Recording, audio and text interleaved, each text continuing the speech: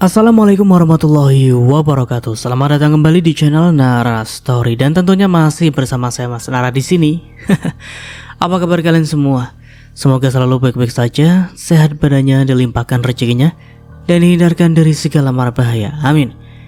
Di kesempatan kali ini saya akan menceritakan sebuah cerita drama rumah tangga dengan judul Derita Wanita Bercadar, melanjutkan dari part sebelumnya. Oke, seperti biasa sebelum ke ceritanya, bagi kalian yang belum subscribe channel Nara Story, silahkan bisa subscribe dulu lah dan aktifkan lonceng notifikasinya agar kalian tidak ketinggalan cerita menarik dari channel Nara Story. Dan jangan lupa juga untuk share and like, tentunya agar Mas Nara lebih semangat lagi untuk menghibur kalian.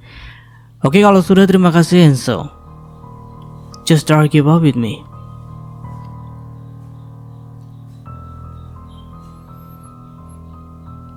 Setelah membersihkan wajahnya yang masih memerah, Aul keluar dari kamar dengan wajah yang lebih tenang. Meskipun dalam hatinya berkecamuk, dia berjalan menuju dapur, tempat di mana rutinitas paginya dimulai. Namun, dapur bukanlah tempat yang menawarkan kedamaian bagi Aul. Di sana Mirna, pelayan rumah yang juga membencinya, berdiri bersandar di meja dapur. Tatapannya penuh kebencian, seperti api yang siap melahap habis lawannya. Meski tidak berkata sepatah kata pun, aura kebencian dari Mirna begitu terasa, membuat suasana dapur semakin mencekam. Aul berusaha mengabaikan keberadaan Mirna. Dengan cekatan ia mulai mengeluarkan bahan-bahan untuk membuat sarapan Aditya. Tak hanya sibuk, namun pikirannya melayang. Hatinya bertanya-tanya, apakah ada akhir dari semua penderitaan ini? Sementara itu Mirna terus mengawasi Aul. Hatinya dipenuhi kebencian yang semakin hari semakin membakar.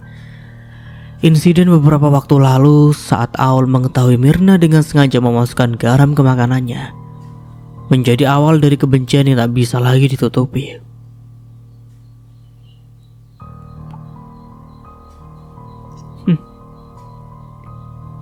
Dasar perempuan tak tahu diri, gumam Mirna dalam hati. Dia pikir bisa jadi nyonya di rumah ini. Tidak akan pernah. Aku harus segera bertindak sebelum semuanya terlambat.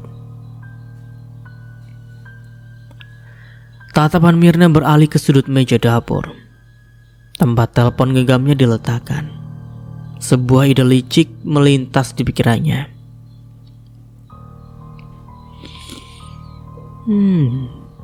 Naila harus segera kembali, pikirnya. Keponakannya itu adalah kartu traf yang sudah lama ia siapkan. Dia harus berhasil menggeser posisi Aul. Posisi nyonya muda di rumah ini bukan untuk perempuan seperti dia. Mirna membatin sambil terus menatap Aul yang sibuk memasak. Aul sama sekali tidak menyadari tatapan penuh kebencian yang diarahkan kepadanya. Dalam pikirannya ia hanya ingin menyelesaikan tugasnya secepat mungkin sebelum Aditya kembali dan melampiaskan amarahnya lagi. Namun Mirna tidak bisa menahan diri lebih lama. Kamu pikir kamu bisa terus bertahan di rumah ini? Tanyanya dengan nada tajam. Suaranya memecah keheningan dapur, membuat Aul berhenti sejenak dari aktivitasnya. Aul menoleh matanya penuh tanda tanya. Apa maksud Bi Mirna? Tanyanya lembut, mencoba meredam ketegangan yang sudah mulai terasa. Mirna mendekat, langkahnya penuh rasa superior. Dengar ya Aul, ujarnya sambil menyilangkan tangan di dada. Kamu itu cuma numpang di sini. Jangan pernah bermimpi jadi bagian keluarga ini. Apalagi berharap Tuan Aditya akan menerimamu sebagai istrinya. Aul menundukkan kepala, menahan gejolak di hatinya. Ia tahu membalas perkataan Mirna hanya akan memperburuk keadaan. Mirna tersenyum sinis, merasa puas melihat reaksi Aul. Keponakanku akan segera kembali. Dan saat itu terjadi, Kamu tidak akan punya tempat lagi di sini. Mirna melangkah pergi, meninggalkan Aul dengan berbagai pikiran yang tak menentu. Wanita bercadar itu menarik nafas panjang, mencoba menguatkan diri. Allah tidak akan membiarkan hambanya yang sabar teraniaya, bisiknya dalam hati. Sementara di tempat lain, Mirna mengambil teleponnya dan mengetik pesan singkat. Nela, kamu harus kembali. Ini saatnya kamu merebut tempat yang seharusnya menjadi milikmu. Dengan senyum penuh rencana, Mirna yakin permainan yang akan ia mulai itu akan mengguncang rumah ini lebih dari sebelumnya. Selesai. Gumam Aul, dia bersyukur pada Allah bisa menyelesaikan sarapan untuk Aditya sebelum batas waktu yang diberikan oleh pria berkepala batu tersebut. Langkah kaki Aul terdengar pelan saat dia menaiki tangga menuju lantai 2. Setelah memastikan sarapan sudah rapi di meja makan, ia tahu tugas berikutnya adalah memberitahu Aditya. Dalam hati ia masih berdoa agar amarah suaminya pagi tadi itu mereda. Sampainya di depan pintu kamar utama, Aul menarik nafas panjang. Ia mengetuk pintu dengan hati-hati, suara ketukannya nyaris tak terdengar. Mas, sarapannya udah siap, ucapnya lembut dari balik pintu. Tidak ada jawaban. Aul menggigit bibirnya pelan menunggu sejenak. Dia tahu Aditya ada di dalam karena tadi ia mendengar suara langkahnya. Tapi pintu tetap tertutup rapat-rapat, tanpa tanda-tanda akan dibuka. Mas Aditya, panggilnya lagi, kali ini sedikit lebih berani. Saya sudah siapkan sarapan di bawah. Terdengar bunyi langkah kaki mendekat dari dalam kamar, membuat Aul menahan nafas. Detik berikutnya pintu terbuka dengan kasar. Aditya berdiri di ambang pintu. Wajahnya masih penuh amarah yang belum sepenuhnya padam. Apalagi? Tanyanya dengan dingin, matanya tajam menusuk Aul. Aul menundukkan kepala, mencoba menghindari tatapan pria itu. Sarapan sudah siap, Mas. Jawabnya singkat, suaranya lirih tapi tetap terdengar jelas. Aditya tidak menjawab. Dia hanya memutar matanya dengan kesal dan berjalan melewati Aul tanpa sepatah kata. Pintu kamar yang terbuka itu kembali ditutup dengan keras, membuat Aul terkejut sesaat. Namun ia cepat-cepat menenangkan diri. Di bawah, Aditya langsung duduk di kursi meja makan. Aul yang sudah lebih dulu turun berdiri tak jauh darinya, memperhatikan dengan cermat kalau ada hal yang dibutuhkan suaminya. Pria itu mengambil roti bakar dan segelas teh tanpa berkata apa-apa, seperti Aul tidak ada di ruangan itu. Aul tetap diam, tapi dalam hatinya ia mengulang-ulang doa agar diberikan kesabaran. Melayani suami itu ibadah. Ia membatin, mencoba menguatkan diri di tengah sikap dingin Aditya. Saat Aditya menghabiskan rotinya, Aul melihat pria itu menaruh gelas teh yang hampir kosong. Dengan sigap ia melangkah mendekat. Mas, mau saya tambah tehnya? Tanyanya hati-hati. Aditya hanya melirik sekilas, selalu mengangguk kecil tanpa bicara. Aul segera mengambil teko teh dan mengisi gelas suaminya, memastikan tidak ada setetes pun yang tumpah. Setelah itu ia kembali berdiri di tempatnya, seperti seorang pelayan yang menunggu arahan tuannya. Apa kamu gak punya kerjaan lain? Suara Aditya tiba-tiba terdengar memecah keheningan. Tatapannya sini seolah keberadaan Aul di ruangan itu adalah sesuatu yang mengganggu. Aul menunduk, berusaha menahan rasa perih di hatinya. Saya hanya ingin memastikan Mas gak butuh apa-apa lagi, jawabnya pelan. Kalau gitu pergi sana, balas Aditya singkat sebelum kembali menikmati makanannya. Aul mengangguk kecil. Meski hatinya terluka oleh ucapan kasar itu, ia memilih untuk tidak membalas. Dengan langkah pelan ia meninggalkan ruangan, tapi tetap berdiri di dekat dapur, memastikan jika Aditya memanggilnya ia bisa segera datang. Dalam pikirannya Aul terus bertanya-tanya, apakah ada celah untuk mengubah hati suaminya? Aditya selalu tampak begitu keras, begitu penuh kebencian terhadapnya. Tapi ia tahu tugasnya sebagai istri adalah tetap berbakti sekeras apapun jalan yang harus dilaluinya. Sementara itu Aditya menyelesaikan sarapannya tanpa rasa terima kasih sedikit pun. Pria itu bangkit dari kursinya, melangkah keluar ruang makan tanpa melirik Aul yang berdiri tak jauh dari dapur. Hanya suara langkah kakinya yang terdengar semakin menjauh. Aul menghela nafas panjang menatap meja makan yang kini berantakan. Ia tahu tugasnya belum selesai. Dengan hati-hati ia mulai membereskan piring dan segelas yang digunakan Aditya, mencuci semuanya hingga bersih. Di sela-sela pekerjaannya, pikirannya melayang pada kehidupan rumah tangga yang ia jalani. Ia tahu tidak semua istri mendapatkan suami yang penuh cinta dan perhatian. Tapi mengapa jalan hidupnya harus seberat ini? Ya Allah, berikan saya kekuatan. Bisiknya pelan, air matanya menggenang namun tak sampai jatuh. Dari kejauhan, Mirna mengintip dari balik pintu dapur. Melihat Aul yang terus-menerus bersabar hanya membuat kebenciannya semakin menjadi. Sok sabar banget dia, gumamnya sambil tersenyum sinis. Tunggu aja Aul, lama-lama kesabaran kamu itu bakal sia-sia. Aku pastikan posisi kamu di rumah ini gak akan bertahan lama.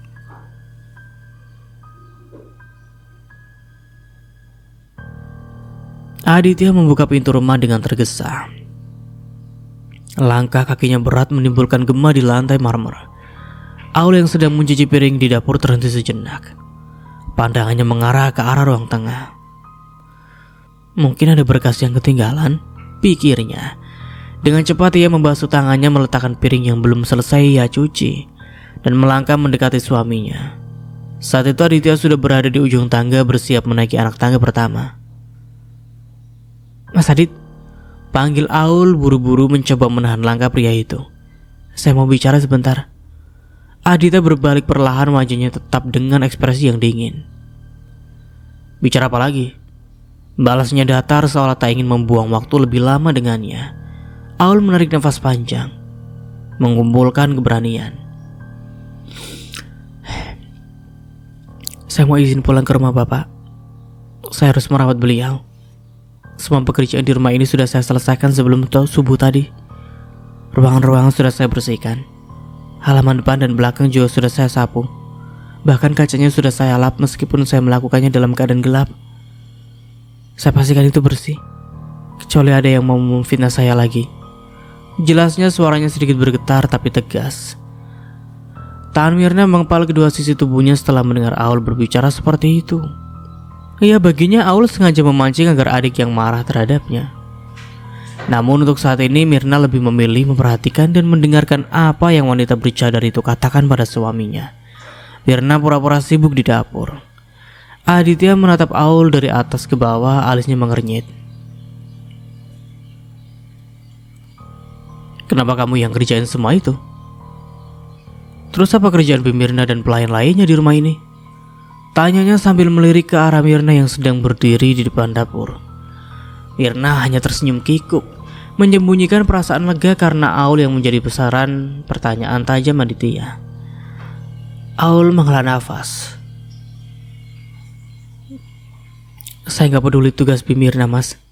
Yang penting saya sudah jalankan semua pekerjaan yang Mas Aditya inginkan. Saya total kok mas, ngejalanin peran saya sebagai pelayan di rumah ini. Kata-katanya yang penuh sindiran itu membuat Aditya mengernyitkan mata. Maksud kamu apa bicara kayak gitu? Kamu mau diperlakukan seperti nyonya di rumah ini? Hardiknya suaranya naik 1 oktav. Dengan cepat Aul menggeleng. Saya gak pernah ngarepin diperlakukan seperti nyonya mas. Saya sadar kok, pernikahan kita ini cuma formalitas. Saya juga sekalian mau bilang, saya mau izin untuk keluar dari pekerjaan saya sebagai guru honorer. Saya mau fokus merawat Bapak. Tapi saya janji sebelum Mas Aditya pulang ke kantor, saya sudah ada di rumah ini lagi, masak makan malam buat Mas Adit. Aditya menyipitkan matanya menatap Aul dengan tajam. Jadi kamu mau berhenti kerja cuma biar bisa hidup dari nafkahku gitu? Apa kamu pikir aku ini ATM buat kamu? Tanyanya penuh dengan sindiran. Aditya mulai curiga kalau wanita yang menjadi istrinya ini akan meminta jatah bulanan darinya. Namun hingga saat ini pernikahan yang terjadi, Aditya masih melimpahkan kesialannya hari itu pada wanita bercadar di hadapannya. Aul menegakkan tubuhnya, menatap Aditya tanpa ragu meski pandangannya terlihat sayu akibat kelelahan. Saya gak pernah mengharapkan nafkah apapun dari Mas Aditya. Bahkan kalau Mas Aditya mau, Kak Caca yang jadi nyonya muda di rumah ini, ya Mas bisa ceraikan saya sekarang juga. Kata-kata itu menghantam Aditya seperti pukulan keras. Wajahnya memerah, amarahnya naik ke ubun-ubun. Maksud kamu apa ngomong kayak gitu? Bentaknya keras, suaranya menggema di seluruh ruangan. Aul tetap tenang, tidak terpengaruh oleh nada tinggi suaminya. Saya cuma bilang yang sebenarnya, Mas. Kalau aja Mas Aditya gak berbohong soal keadaan Mas. Kalau Mas Aditya ngaku kayak dari awal, saya yakin 100% Caca gak akan pernah ninggalin Mas. Dia pasti lebih memilih Mas daripada Rolni. Tapi sekarang, daripada Mas selalu kesal melihat saya di rumah ini, bukankah lebih baik Mas Aditya jatuhkan talak pada saya? Aditya mengepalkan tangannya mencoba menahan dirinya agar tidak kehilangan kendali lagi. Jangan bawa-bawa nama Caca di sini. Kamu gak tahu apa-apa soal dia. Aul tersenyum tipis di balik cadarnya. Oh, saya tahu banyak tentang dia, Mas. Saya hidup bertahun-tahun dengannya, dan saya beneran gak takut kalau Mas mau jatuhin talak ke saya kapan aja. Hidup saya gak bergantung sama status ini. Jawabnya dengan nada tegas tapi tetap tenang. Aditya terdiam. Rahangnya mengeras untuk pertama kalinya dia tidak tahu harus membalas apa.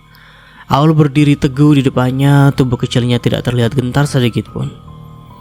Kata-katanya tadi masih terngiang di kepala Aditya, membuat pikirannya berkecamuk. Aul menundukkan sedikit kepalanya mengakhiri percakapan dengan anggun. Saya izin lanjut cuci piring dulu. Dan saya berharap Mas Aditya segera mengakhiri pernikahan ini. Wanita itu segera pergi ke dapur tanpa perlu menunggu jawaban dari suaminya. Sementara Aditya dilanjutkan niatnya masuk ke lantai 2. Namun tak sampai 5 menit, Aditya kembali turun dan menuju halaman depan rumahnya. Setelah semua urusannya beres, Aul segera masuk ke dalam kamarnya, lalu mempersiapkan diri karena hari ini dia akan datang ke sekolah tempatnya mengajar untuk mengundurkan diri. Aul lebih fokus menjaga bapaknya, dia bisa mulai bisnis kecil-kecilan dengan berjualan secara online. Semua itu sudah Aul pikirkan dengan matang sebelum keputusan ini diambil. Aul sudah berdiri di depan gerbang madrasah tempat ia mengajar selama ini. Tempat itu begitu akrab baginya. Setiap sudut menyimpan kenangan saat ia berdiri di depan kelas, membimbing anak-anak membaca dan memahami pelajaran. Namun hari ini, semuanya terasa berat. Aul datang dengan satu tujuan, mengundurkan diri. Langkahnya pelan menyusuri koridor menuju ruang kepala sekolah. Meski sudah mantap dengan keputusannya, hatinya tetap terasa berat. Beberapa murid yang lewat menyapa dengan ramah seperti biasa. Assalamualaikum Bu Guru, seru mereka dengan ceria.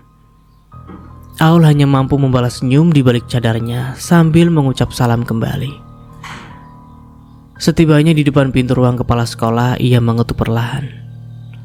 Assalamualaikum Bu Zulaiha, boleh saya masuk? Waalaikumsalam Aul, silakan masuk, saut suara lembut dari dalam. Aul masuk dan duduk di kursi tamu tepat di depan meja kepala sekolah. Bu Zulaiha menatapnya dengan senyum hangat. Namun ada sedikit kekhawatiran di matanya. Ada apa Aul? Kamu mukanya kelihatan tegang begitu. Aul menarik nafas panjang berusaha merangkai kata-kata yang tepat. Bu, saya datang ke sini untuk mohon izin mengundurkan diri dari tugas saya sebagai guru honorer di madrasah ini. Mata Bu Zulaiha membesar, kaget dengan apa yang baru saja ia dengar. Mengundurkan diri? Aul, ini mendadak sekali. Ada masalah apa? Apa kamu gak betah di sini? Aul menggeleng pelan. Bukan begitu, Bu. Saya senang sekali mengejar di sini. Tapi kondisi bapak saya di rumah sedang tidak baik. Beliau butuh perhatian penuh. Dan saya merasa tidak bisa lagi membagi waktu antara mengajar dan merawat beliau. Bu Zulaiha menghela nafas panjang. Aul, kamu itu salah satu guru terbaik di sini. Anak-anak sangat suka belajar sama kamu. Apa nggak ada cara lain? Mungkin kita bisa atur jadwal biar kamu tetap bisa mengajar meski waktu kamu terbatas. Aul menunduk karena merasa bersalah mengecewakan kepala sekolah yang selalu mendukungnya. Terima kasih, Bu. Sudah memberi saya kesempatan selama ini. Tapi ini sudah keputusan saya.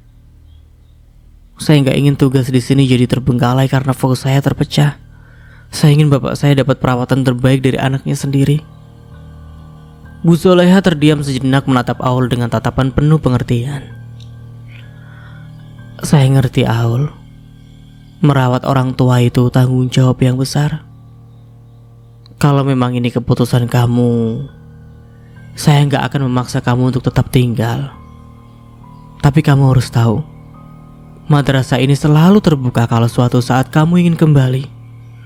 Air mata hampir menetes dari mata Aul, tapi ia menahannya. Terima kasih banyak, Bu. Saya nggak akan pernah lupa kebaikan ibu dan semua pengalaman yang saya dapat di sini. Bu Zulaiha mengangguk pelan. Baiklah. Saya akan siapkan surat pelepasanmu, tapi janji ya, kamu tetap jaga hubungan baik sama madrasah ini. Jangan hilang begitu saja. Aul tersenyum di balik cadarnya. Insya Allah, Bu. Setelah menyelesaikan urusan administrasi, Aul berpamitan pada Zulaiha dan menuju ruang guru. Di sana suasana langsung berubah haru ketika ia mengungkapkan niatnya untuk mengundurkan diri. Kenapa, Aul? Kok tiba-tiba banget? Tanya Bu Nita, salah satu guru senior dengan nada sedih. Ini berat buat saya, Bu. Tapi saya harus pulang dan fokus merawat bapak saya. Saya gak bisa lagi bagi waktu seperti dulu. Jawab Aul berusaha tetap tegar meski dadanya sesak. Pak Haris, guru matematika, mengangguk pelan. Kami mengerti, Aul. Merawat orang tua itu tanggung jawab utama. Tapi kami pasti kehilangan kamu. Anak-anak juga pasti sedih banget. Aul tersenyum kecil. Saya juga berat meninggalkan semua ini, Pak. Tapi saya yakin ini yang terbaik.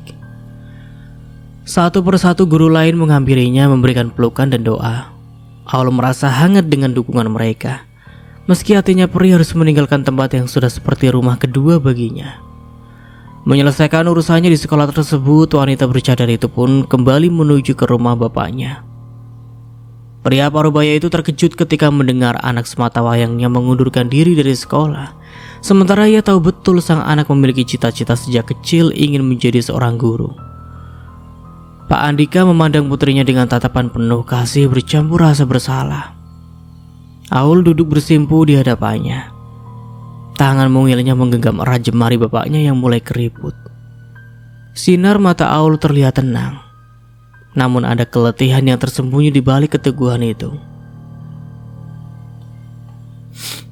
Maafkan Bapak, Aul.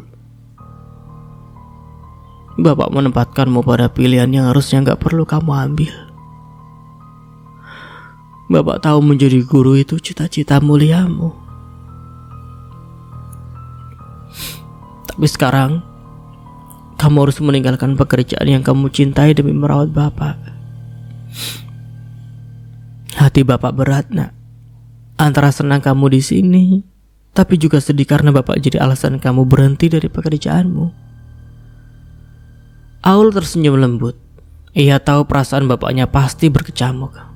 Pak, jangan pernah merasa bersalah. Insya Allah, keputusan yang Aul ambil ini adalah yang terbaik. Aul sudah matang, memikirkan semuanya. Bukankah Bapak selalu bilang, setiap keputusan yang kita ambil harus mendekatkan kita pada Allah? Aul yakin ini jalan yang Allah ridhoi. Pak Andika mengusap wajah yang mulai basah dibasahi air mata. Tapi Nak, Meninggalkan cita-cita itu gak mudah. Kamu kan sudah berjuang dari dulu buat jadi guru. Aul menunduk sejenak, menarik nafas panjang, lalu kembali menatap bapaknya.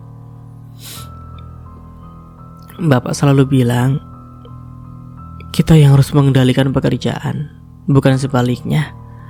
Aul masih ingat, Pak. Aul gak merasa kehilangan apa-apa. Lagi pula Aul mau mulai usaha dari rumah. Aul bisa jaga bapak dan tetap produktif. Insya Allah semua akan baik-baik saja. Pak Andika tersenyum kecil, tapi air matanya tak berhenti mengalir. Masya Allah, Aul. Bapak bersyukur banget punya anak seperti kamu. Kalau ibumu masih ada, Bapak yakin dia pasti bangga dari surga. Kamu tumbuh jadi anak yang soleh, anak. Kamu selalu bikin Bapak merasa dihargai.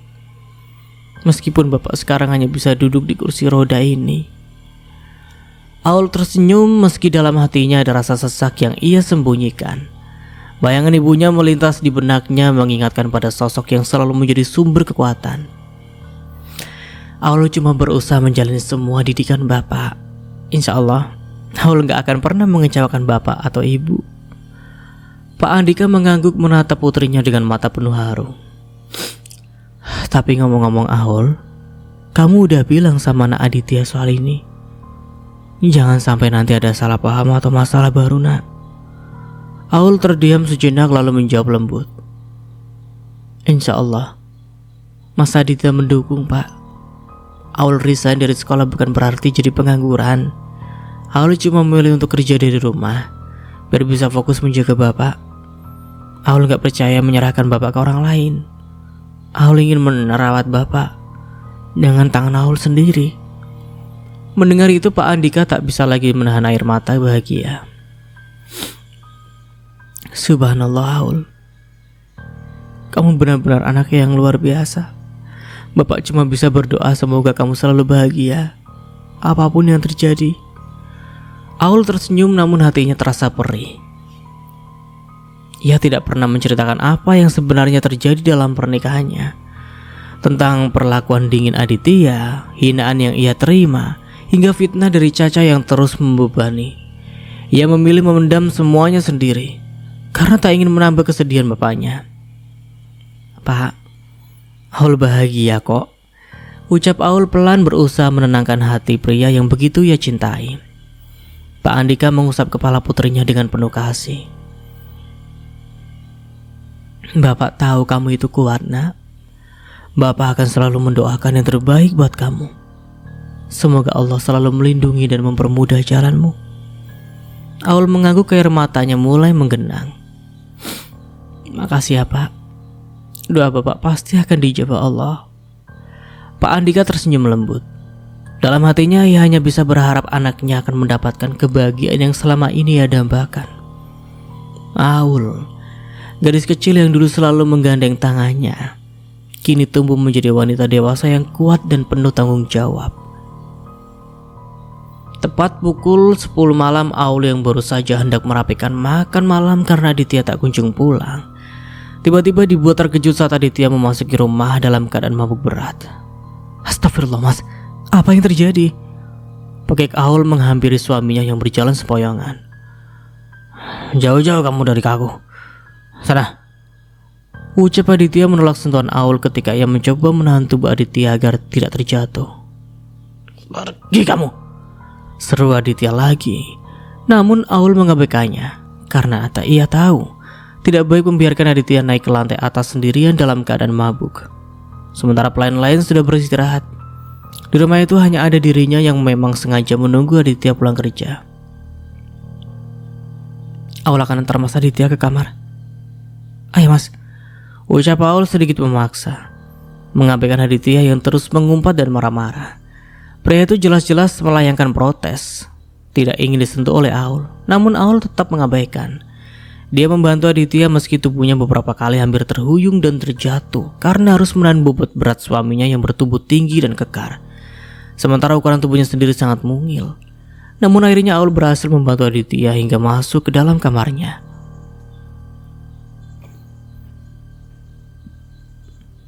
Mas Aditya mau dibawakan makanan apa tidak?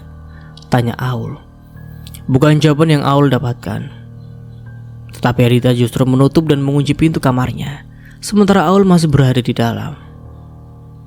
Mas, kenapa pintunya ditutup? Minggir. Aul mau keluar. Ucapnya berusaha mendorong tubuh Aditya. Namun justru Aditya yang mendorong tubuh Aul hingga terlentang di atas ranjang.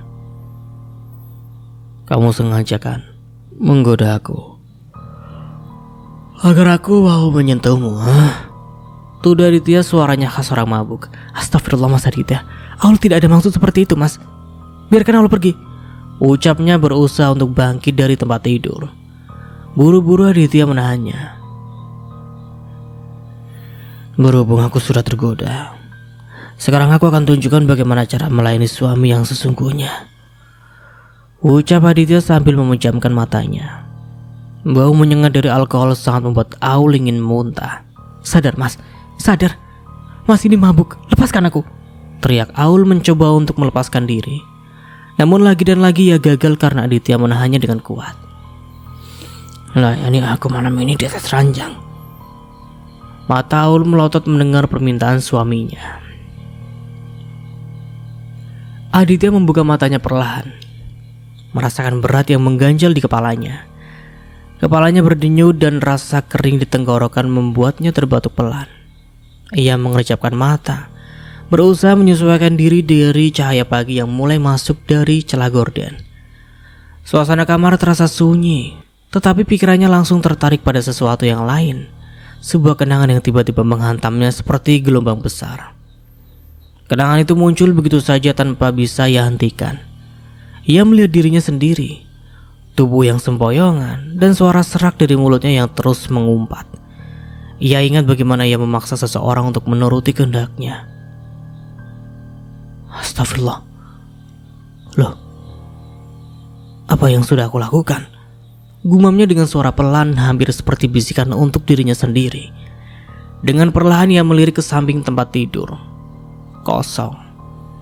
Tidak ada siapa-siapa di sana. Spray kusut dan hanya menyisakan keheningan. Namun matanya menangkap sesuatu. Bercak kecil yang mencolok di atas ranjang. Darah. Ia terdiam, menatap bercak itu cukup lama, hingga akhirnya ia menghela nafas berat. Sebuah senyum kecil muncul di wajahnya, tetapi senyum itu tidak memiliki kebahagiaan. Ada campuran kesombongan dan ironi di sana. Aku yang pertama, pikirnya seolah mencari penghiburan atas kekacauan yang baru saja ia buat. Tapi kebahagiaan itu hanya sesaat. Ia tahu apapun yang terjadi perasaannya tidak akan berubah. Aul, wanita yang kini menjadi istrinya, tetaplah seseorang yang tidak ia inginkan sejak awal. Ia kembali teringat pada akar masalahnya. Semua ini adalah permainan Caca, mantan kekasihnya, yang telah merusak semuanya. Caca adalah alasan kenapa ia terjebak dalam pernikahan ini. Caca dengan segala tipu daya yang memfitnahnya telah memaksanya untuk menikahi Aul. Dalam hatinya Aditya tahu ia membenci Caca, tetapi ia juga membenci Aul karena Aul adalah bagian dari situasi ini. Pikirannya penuh dengan perasaan yang bergejolak, kebencian yang tak kunjung padam, tetapi juga secuil rasa bersalah yang mencoba menyeruak di sela-sela keangkuhannya. Namun ia segera menepis perasaan itu. Tidak ada yang perlu aku sesali. Batinnya Aditya memalingkan pandangannya dari bercak di atas ranjang. Ia menggelengkan kepala, mencoba meluapkan apa yang telah ia lakukan tadi malam. Ia menghela nafas panjang lalu menoleh ke arah jam dinding. Pukul 6 pagi. Ia masih punya waktu tetapi tidak banyak. Dengan gerakan malas ia bangkit dari tempat tidur. Tubuhnya terasa berat, efek dari alkohol yang ia tenggak tadi malam masih terasa. Ia berjalan ke kamar mandi dengan langkah gontai. Setiap langkah terasa seperti beban. Bukan hanya karena mabuk yang belum sepenuhnya hilang, tetapi juga karena pikirannya yang terus memutar ulang kejadian malam. Begitu sampai di kamar mandi, ia membuka pintu dan langsung menyalakan keran air. Suara gemercik air memenuhi ruangan itu, tetapi pikirannya tetap gaduh. Aditya menatap bayangan di cermin. Wajah yang dulu ia banggakan kini terlihat kusut. Matanya merah dan ekspresinya penuh dengan rasa cemas yang ia coba sembunyikan. Ia menceritakan air ke wajahnya berharap kesegaran air dingin bisa menghapus semua jejak dosa dan rasa bersalah. Tapi itu tidak cukup. Ia menggosok wajahnya dengan kedua tangan, mencoba menenangkan diri. Fokus. Aku harus melanjutkan hidupku seperti biasa. Namun bahkan dengan air mengalir, pikirannya tidak berhenti. Ia tahu perasaan ini akan terus menghantuinya. Bahkan jika ia tidak mau mengakuinya, ia mencoba meyakinkan diri bahwa semua yang terjadi tadi malam hanyalah hasil dari alkohol yang menguasainya. Itu bukan dirinya yang sebenarnya. Aditya menarik nafas dalam-dalam dan menutup matanya sejenak, membiarkan suara air memenuhi pikirannya. Ia ingin membuang semua kekacauan itu jauh-jauh. Ketika ia merasa sedikit lebih tenang, ia melepaskan pakaian dan melangkahkan masuk ke bawah pancuran. Air dingin menyentuh kulitnya, membuatnya merinding. Tapi ia tidak mengeluh. Ia justru merasa seperti sedang mencoba membersihkan dirinya, bukan hanya secara fisik, tetapi juga emosional. Aku harus pergi ke kantor, pikirnya. Itu adalah pelarian terbaiknya. Kantor selalu menjadi tempat di mana ia bisa meluapkan segalanya, atau setidaknya mencoba melupakan. Di sana, ia adalah Aditya yang berbeda. Seseorang yang tidak membawa beban pribadi ke meja kerja. Air terus mengalir membasuhi tubuh dan pikirannya yang kacau. Aditya menunduk, membiarkan air itu mengalir di wajahnya. Perlahan ia mencoba mengendalikan pikirannya. Tapi satu hal yang ia tahu pasti, perasaan ini tidak akan mudah hilang. Tidak peduli sekeras apapun ia berusaha melupakannya. Aditya keluar dari kamar mandi, rambutnya masih basah. Dia melirik ke cermin sekali lagi, memastikan penampilannya. Kemeja putih bersih yang ia pakai sudah tertata rapi, dipadukan dengan celana hitam. Seragam sederhana ini jadi identitas barunya, bukan sebagai pewaris keluarga Wiratmaja, tapi sebagai office boy di perusahaan milik mendiang orang tuanya. Semua itu ia lakukan demi satu tujuan, menemukan siapa dalang di balik kematian kedua orang tuanya. Ya, harus sabar. Gumam Aditya pelan sambil merapikan kerah kemejanya. Meski berat, dia tahu penyamaran ini adalah cara terbaik untuk mengumpulkan bukti tanpa menarik perhatian. Langkahnya menuju pintu kamar terasa ringan, tapi pikirannya tetap penuh. Saat membuka pintu dan melangkah ke lantai bawah, suasana rumah terasa sedikit berbeda pagi itu. Biasanya di dapur ada sosok yang sibuk menyajikan sarapan untuknya. Tapi kali ini dapur terlihat sepi. Hanya ada Bimirna yang sedang membereskan meja makan, dan pelayan lain yang mundar-mandir di ruang tamu. Selamat pagi Tuan Aditya, sapa Bimirna dengan suara riang sambil tersenyum. Sarapan sudah siap, apa mau langsung saya hidangkan di meja? Aditya hanya melirik sekilas. Gak usah, jawabnya singkat sambil menggeleng. Langkahnya terus berjalan melewati meja makan. Dia bukan sedang lapar, bukan juga ingin bersikap dingin. Matanya sibuk menyapu setiap sudut ruangan, mencari sosok yang biasanya ia lihat di pagi hari. Tapi hasilnya nihil. Ia berhenti sejenak di depan dapur, mengamati suasana di sana. Namun tetap tidak ada tanda-tanda keberadaan Aul. Biasanya wanita itu ada di sini, menyiapkan sarapan atau setidaknya terlihat sibuk dengan aktivitasnya. Tapi pagi ini semuanya terasa kosong. Pikiran Aditya mulai bertanya-tanya, dia kemana ya? Tapi seperti biasanya ia memilih untuk tidak memikirkannya terlalu lama. Aul adalah masalah kecil dalam hidupnya. Wanita itu tidak pernah ia inginkan sebagai istri. Jadi absennya pagi ini seharusnya bukan sesuatu yang penting. Namun entah kenapa rasanya ada janggal. Dan rasa janggal itu tetap ada. Bimirna yang memperhatikan gerak-gerik Aditya tampak bingung. Kalau Tan butuh sesuatu bilang aja ya, ucapnya sambil tersenyum ramah. Aditya hanya mengangguk tanpa berkata apa-apa, lalu melangkah menuju pintu utama. Pikirannya sudah tertuju pada hal lain, kantor. tempat di mana dia merasa lebih punya kendali atas hidupnya, tempat di mana misi balas dendamnya perlahan berjalan. Saat pintu terbuka, udara pagi yang segar langsung menyambutnya. Ia menarik nafas panjang mencoba menenangkan diri. Oke, fokus sedikit. Masih banyak yang harus dikerjakan. Aditya melangkah ke mobilnya tanpa menoleh ke belakang. Hari ini akan jadi hari yang panjang, tapi dia sudah siap. Dia harus meluapkan semua hal yang mengganggu pikirannya dan kembali menjalankan rencananya. Menyamar, mengamati, dan menemukan siapa yang harus bertanggung jawab atas kehilangan besar dalam hidupnya. 20% lagi semua akan terungkap, gumamnya di dalam hati. Pagi, Mas Aditya aku sayang, sapa Caca dengan nada manja.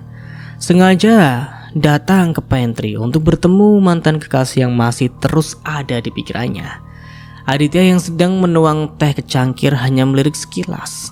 Tatapan dinginnya seolah menembus tubuh Caca, tapi itu tidak membuat wanita itu mundur.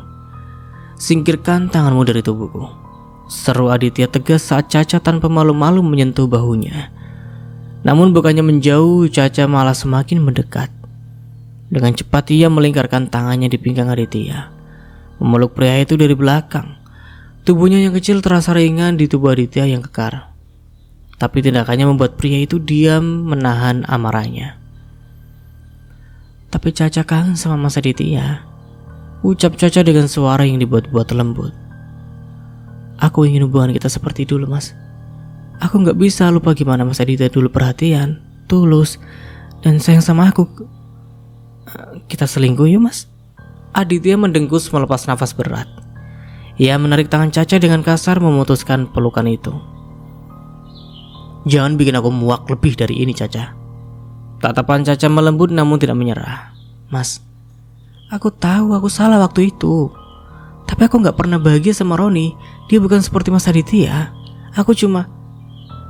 Aditya langsung memutar tubuhnya menatap Caca dengan penuh amarah. Berhenti, Caca. Jangan bawa-bawa masa lalu. Aku sudah cukup tahu siapa kamu sekarang. Apa kamu gak punya rasa malu? Udah jadi istri orang, masih gangguin mantan pacar. Memuakkan. Wajah Caca berubah. Tersinggung tapi tidak mau menyerah begitu saja. Ia masih mau mencoba menempel. Mas, aku gak ganggu. Aku cuma mau kita baikan. Mas Aditya tahu aku gak cinta sama Mas Roni kan? Aditya tertawa sinis. Tapi kamu pilih dia. Kamu tinggalkan aku demi dia. Jadi sekarang hadapi saja pilihanmu. Jangan main drama di depan aku. Kamu cuma mau apa yang gak bisa kamu punya, dan aku gak akan tertarik jadi mainanmu. Caca mencoba mendekat lagi tapi Aditya langsung mendorong bahunya. Tidak terlalu keras tapi cukup untuk membuat Caca terduduk di lantai. Mas Aditya, pekik Caca kesal. Suaranya melengking yang memandang Aditya dengan campuran marah dan sakit hati. Aditya menatapnya dengan dingin. Makanya jangan ganggu. Udah punya suami gak tahu malu. Dasar perempuan gatal. Ucapnya tanpa basa-basi. Suara rendahnya penuh penghinaan. Wajah Caca memerah karena malu dan amarah. Namun sebelumnya sempat menjawab, Aditya sudah mengambil nampan yang berisi cangkir teh dan berbalik pergi dari pantry. Caca meratap punggung Aditya dengan penuh kebencian. Sombong banget, masih aja sok suci. Umpatnya pelan sambil bangkit berdiri. Merapikan bajunya, ia mengeratkan giginya. Amarah berkecamuk di dalam dirinya. Aku gak akan tinggal diam, Mas Aditya. Lihat saja nanti. Aditya tidak peduli. Langkahnya panjang dan cepat, meninggalkan pantry dengan pikiran yang sudah penuh dengan pekerjaan. Bagi Aditya, drama seperti ini hanya buang-buang waktu. Tapi dalam hatinya ada rasa jijik yang tidak hilang. Bukan hanya pada Caca, tapi juga pada dirinya sendiri. Sore harinya setelah pulang bekerja, suasana di ruangan yang tersembunyi di lantai paling atas salah satu gedung mewah di pusat kota begitu tegang. Ruangan tersebut bukan sekedar tempat biasa, melainkan markas rahasia Aditya bersama tim kecil yang ia bentuk untuk menyelidiki kematian kedua orang tuanya. Hanya orang-orang tertentu yang diizinkan masuk, termasuk Kenan, tangan kanan Aditya yang selama ini menjadi ujung tombak dalam penggalian bukti-bukti kejahatan yang melibatkan mantan tangan kanan ayahnya, Pak Ilham. Aditya berdiri di depan layar proyektor. Kedua tangannya bertumpu pada meja panjang di depannya. Pandangannya tajam menatap layar yang menampilkan serangkaian dan foto bukti yang telah dikumpulkan. Suasana sunyi, hanya terdengar suara hela nafas berat dari tim kecil yang hadir di ruangan tersebut. Jadi ini sudah final? Tanya Aditya dengan suara rendah namun penuh tekanan. Kenan, yang duduk di sisi kanan Aditya, mengangguk tegas. Ia menunjuk ke salah satu foto di layar, memperlihatkan dokumen keuangan yang berhasil mereka peroleh. Iya Tuan, ini bukti 100% keterlibatan Pak Ilham dan beberapa oknum lainnya. Mereka menggunakan perusahaan sebagai kedok untuk melakukan penggelapan uang dan menyewa pembunuh bayaran yang bertanggung jawab atas kecelakaan itu. Aditya mengepalkan tangan. Matanya menyala penuh amarah, tapi ia berusaha menahan emosinya. Berarti selama ini mereka menggunakan nama keluargaku untuk menutupi kejahatan mereka. Dan mereka menghabisi nyawa papa dan mama hanya untuk memastikan rencana mereka berjalan lancar. Salah satu anggota tim, Arman, memberanikan diri untuk angkat bicara. Tuan Aditya, kita harus segera bertindak. Bukti-bukti ini sudah cukup kuat untuk membawa mereka ke pengadilan. Tapi kalau kita terlalu lama, mereka bisa saja melarikan diri. Aditya mengangguk. Kita tidak akan menunggu lebih lama lagi. Ia menatap Kenan dengan tajam. Kenan, pastikan semua dokumen ini disalin dan diamankan. Kita akan langsung menuju kantor polisi untuk melaporkan semuanya. Kenan mengangguk cepat. Siap Tuan. Dan satu hal lagi, pastikan tidak ada kebocoran informasi dari tim kita. Kalau mereka tahu kita bergerak, mereka pasti akan melakukan segala cara untuk menghilangkan jejak. Siap Tuan, jawab Kenan lagi. Aditya memandang ke arah timnya satu persatu. Saya tahu perjalanan ini gak mudah, dan kalian sudah banyak berkorban untuk membantu saya. Tapi ini bukan hanya tentang membalas dendam. Ini tentang keadilan untuk keluarga saya, dan untuk semua orang yang mungkin jadi korban mereka di masa depan. Semua yang hadir mengangguk penuh semangat. Tidak ada yang meragukan tekad Aditya. Beberapa menit kemudian mereka bergerak. Aditya dan Kenan memimpin tim kecil itu keluar dari ruangan rahasia, membawa semua bukti yang telah mereka kumpulkan selama bertahun-tahun dalam perjalanan menuju kantor polisi. Aditya hanya diam menatap kosong keluar jendela mobil. Di dalam pikirannya ia kembali teringat wajah kedua orang tuanya. Mereka adalah panutan dan sumber kekuatannya. Aditya mengingat senyuman hangat papanya, tangan lembut mamanya yang selalu membelai rambutnya ketika ia merasa lelah belajar atau bermain. Tapi semua itu hancur dalam sekejap karena kecelakaan dan pengkhianatan orang-orang yang mereka percayai. Tuan, kita sudah hampir sampai. Suara Kenan membuyarkan lamunannya. Aditya mengangguk tanpa bicara. Hatinya sudah mantap. Hari ini langkah besar akan ia ambil untuk menuntut keadilan bagi keluarganya. Mobil berhenti di depan gedung kantor polisi. Dengan langkah tegas, Aditya dan timnya masuk ke dalam. Ia adalah awal dari babak baru dalam hidupnya. Babak di mana keadilan akan ditegakkan apapun yang terjadi. Langkah kaki Aditya mantap memasuki lobi kantor polisi. Matanya tajam, penuh determinasi. Meski wajahnya berusaha tetap tenang, di belakangnya Kenan, tangan kanannya mengikuti dengan membawa dokumen-dokumen yang sudah disiapkan. Aditya tidak ingin membuang waktu. Ini adalah hari yang telah ia tunggu-tunggu. Hari di mana ia mulai membalaskan dendam untuk kedua orang tuanya. Selamat sore, ada yang bisa kami bantu? Tanya seseorang petugas di balik meja resepsionis. Sore, saya ingin membuat laporan tentang kasus pembunuhan orang tua saya, jawab Aditya. Petugas tersebut sedikit terkejut melihat nada bicara dan aura otoritatif Aditya. Namun ia dengan cepat bangkit dan memberi isyarat kepada salah satu rekannya untuk mengantar Aditya ke ruang penyidik. Dan sampai di sini dulu ceritanya. Nantikan kelanjutan ceritanya di part berikutnya. Dari saya mohon maaf bila ada salah kata atau dalam penyampaian cerita. Akhir kata, wassalamualaikum warahmatullahi wabarakatuh. Sampai jumpa di video selanjutnya and see you. Ciao.